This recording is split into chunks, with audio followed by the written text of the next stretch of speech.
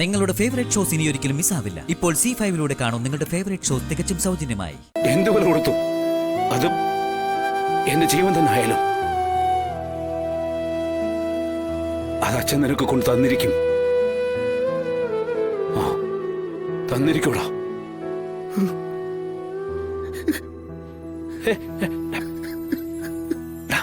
മക്കളെ മറക്കാൻ പറ്റില്ല.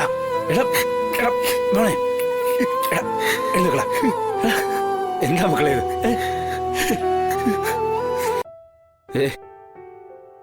എങ്കിൽ ഞാൻ നിന്റെ അച്ഛൻ കൂട്ടിക്കൊണ്ടുവരൂടാ അവളെ. അച്ഛൻ കൊണ്ടുവരും.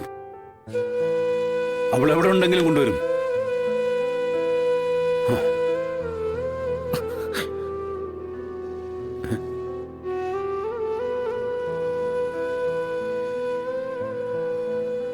അവള് ശാലിനി എവിടെ ഉണ്ടെങ്കിലും അവളെ മാത്രം മതിച്ചെനിക്ക്. ഇല്ലെങ്കിൽ അച്ഛൻ പറഞ്ഞ പോലെ ഞാൻ എരിഞ്ഞിറങ്ങിക്കോളാം.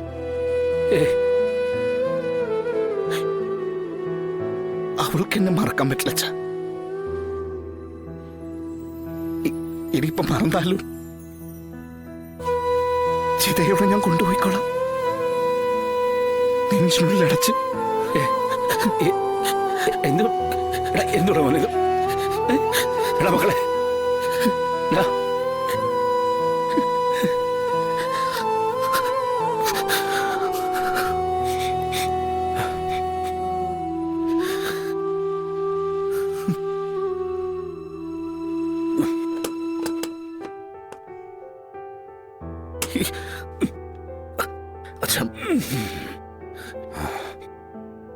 മക്കളെ നീ വിഷമിക്കണ്ട. അച്ഛനിപ്പോ മനസ്സിലായി.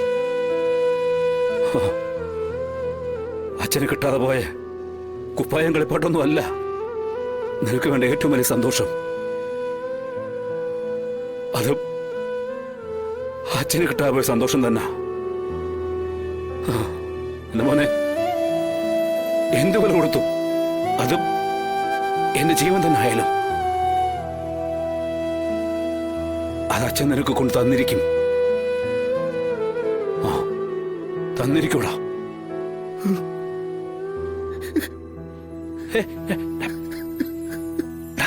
മക്കളെ മറക്കാൻ പറ്റില്ല.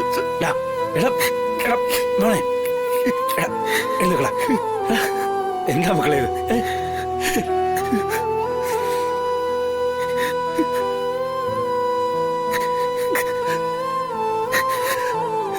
വിഷമിക്കണ്ടടാ. അച്ഛനുണ്ടടാ കൂടെ. മക്കളെ വിഷമിക്കണ്ടടാ.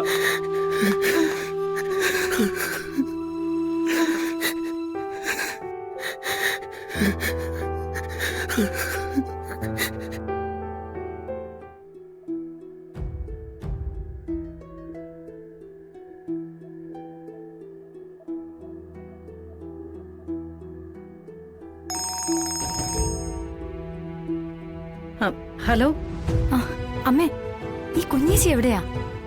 അവള് കളക്ടറേറ്റിലുണ്ടല്ലോ മോളെ. അമ്മ എന്താ എന്നെ പരിഹസിക്കുകയാണോ? ഇന്നിവിടെ ഒരു ചടങ്ങ് നടന്നു, അത് വല്ലതും അറിഞ്ഞോ? മോളെ അവക്ക് ജോലിയുടെ ഒരു കാര്യം വന്നു, അതുകൊണ്ടാണ് നിന്റെ ഫോൺ എടുക്കാൻ പോലും പറ്റാതിരുന്നത്. അമ്മ എന്ത് വർത്തമാനാ ഈ പറയുന്നേ?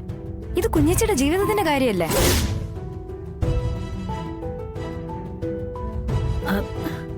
കുഞ്ഞേച്ചി ഇപ്പൊ ഈ കാര്യത്തിൽ ഇടപെട്ടില്ലെങ്കിൽ ഇനി എപ്പോ ഇടപെടുന്നാ?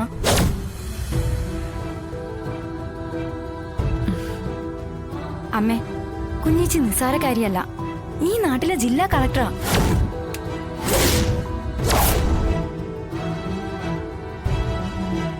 അഭിമാനത്തോടെ ഈ വീട്ടിലേക്ക് തല ഉയർത്തിപ്പിടിച്ച് കേറി വരാം.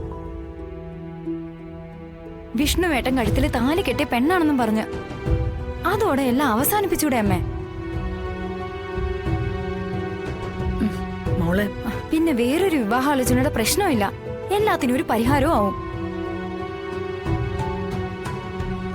അമ്മേ, കളക്ടർ ബംഗ്ലാവൊന്നും വേണ്ടെന്നും പറഞ്ഞ് നമ്മുടെ പഴയ വീട്ടിൽ തന്നെയല്ലേ നിങ്ങൾ രണ്ടാളും ഇപ്പൊ താമസിക്കുന്നേ?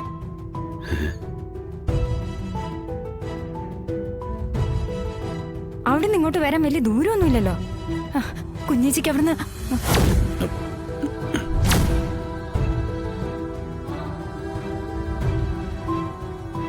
ഹലോ ഹലോ ശ്യാമേ മോളെ ഡേയ്.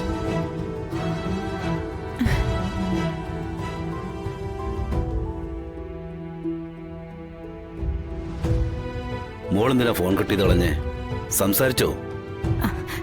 അത് അച്ഛാ, അഭയാനന്ദ ആശ്രമത്തിലെ അമ്മയാ. കഴിഞ്ഞ വർഷം പപ്പിമോളുടെ ബർത്ത്ഡേക്ക് അന്നദാനം നടത്താൻ പോയപ്പോ നമ്മള് പരിചയപ്പെട്ട ആള്. ഞാൻ ചോദിച്ചില്ലല്ലോ മോളെ.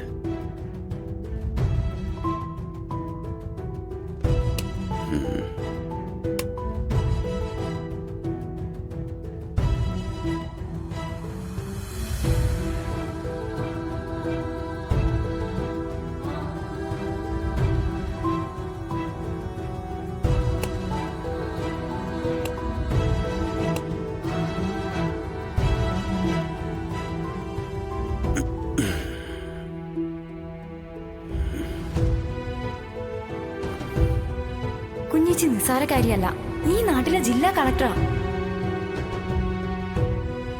കളക്ടർ ബംഗ്ലാവൊന്നും വേണ്ടെന്നും പറഞ്ഞ് നമ്മുടെ പഴയ വീട്ടിൽ തന്നെയല്ലേ നിങ്ങൾ രണ്ടാളും ഇപ്പൊ താമസിക്കുന്നേ?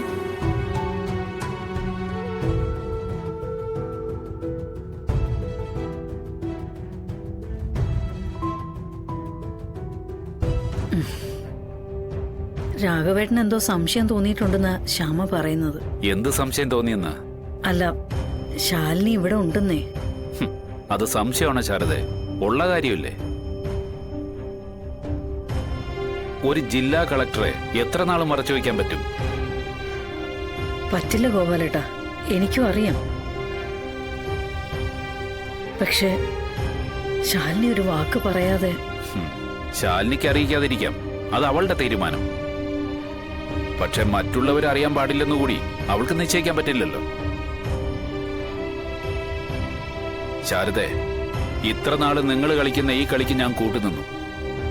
അതെനിക്ക് സ്വന്തമായി അഭിപ്രായം ഇല്ലാത്തതുകൊണ്ടൊന്നും അല്ല. പിന്നെ അങ്ങനെ അഭിപ്രായം പറയാനും നിങ്ങളുടെ ജീവിതത്തിൽ ഒരു പരിധി കഴിഞ്ഞ് ഇടപെടാനും എനിക്ക് സ്വാതന്ത്ര്യമില്ലെന്ന വിശ്വാസത്താല്. എന്റെ ജീവിതത്തിൽ ഇങ്ങനെയൊക്കെ സംഭവിക്കുമ്പോ അച്ഛൻ എവിടെയായിരുന്നു എന്ന് ശാലിനി തിരിഞ്ഞു നിന്നൊരു ചോദ്യം ചോദിച്ചാ എനിക്ക് മറുപടി ഇല്ലാതായി പോവും. പെൺബുദ്ധി പിൻബുദ്ധി എന്ന് കേട്ടിട്ടുണ്ട്, പക്ഷെ അതിത്ര തലതിരിവാവൂന്ന് കരുതിയിട്ടില്ല. എല്ലാം തനിയെ വെളിപ്പെടുമെങ്കിൽ വെളിപ്പെട്ടോട്ടെ എന്ന് കരുതിയാ ഞാൻ ഇത്രയും കാത്തിരുന്നത്. പക്ഷേ ഇത് കുറച്ച് കൂടുതൽ അങ്ങ് നീണ്ടുപോയി ശാരദ. എന്നായാലും ഇത് വെളിപ്പെടുക തന്നെ ചെയ്യും. ഈ വീട്ടിൽ നിങ്ങൾ ഒളിച്ചും പാത്തും കഴിയുമ്പോ ആണായ നിങ്ങളും ഇല്ലായിരുന്നോ ഗോപാലകൃഷ്ണ കൂടെന്ന് ആരെങ്കിലും ഒന്ന് ചോദിച്ചാ ഞാൻ എന്ത് മറുപടി പറയും ശാരദ? ഗോപാലേട്ടാ, ഒന്ന് പതുക്കെ, അവള് കേക്കും. കേക്കുന്നെങ്കിൽ കേക്കട്ടെ ശാരദേ. ഇനി ഇത് ഒളിപ്പിച്ചു വയ്ക്കാൻ പറ്റില്ല. ഡൗൺലോഡ് ചെയ്യൂ C5 ആപ്പ്. കാണൂ എല്ലാ എപ്പിസോഡുകളും സൗജന്യമായി.